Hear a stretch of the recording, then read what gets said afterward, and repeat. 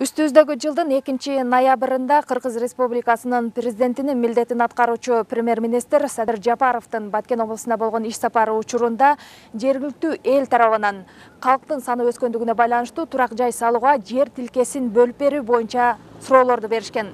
Анын негизинде Баткен облусунда айрым жер тилкелери трансформацияланды. Азыр биз токтомду колго алгандан кийин токтом бизге келе элек.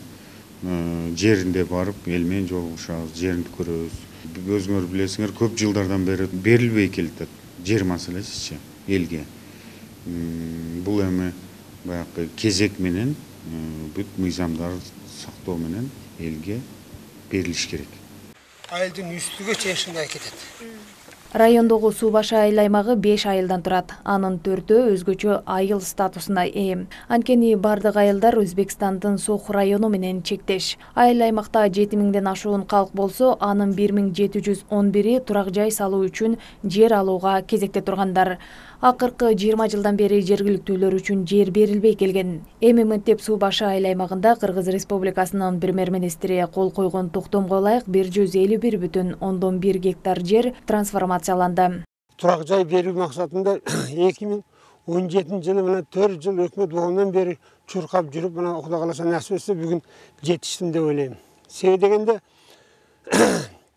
бизде турак жай көп жылдан бери почти 20 жылдан бери берилелек.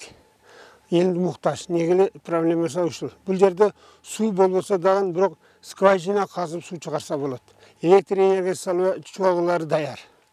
Эгер эл жашаса болот да.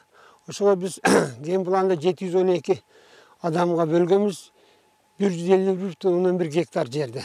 Ар бир кожолукка ошондо 12 сотуктан жер тиет.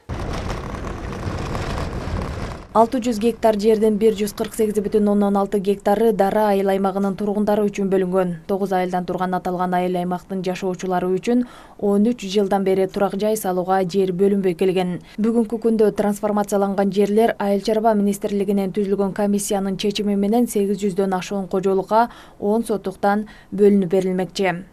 2007 жылдан бери биздин айыл өкмөттүн тургундары агырет алган эмес. Эми үйлөнгөн балдар чоңойду, атасынын үйдө 2ден 3дөн жашагандар бар. Son 7-жылы кеңешке коюп чечим чыгардык. Бизде мындай сугат жерибиз бөлүнгөнгө жер жок экен, анан ушул жерди тандап ушул жерди бердик. Мына кечээ күнү губернаторубуз Жаныбек Махадалиевич Каламбек Орозуштар барып, өкмөттө үйүнө кирип ушуну бүтүрүп келдик.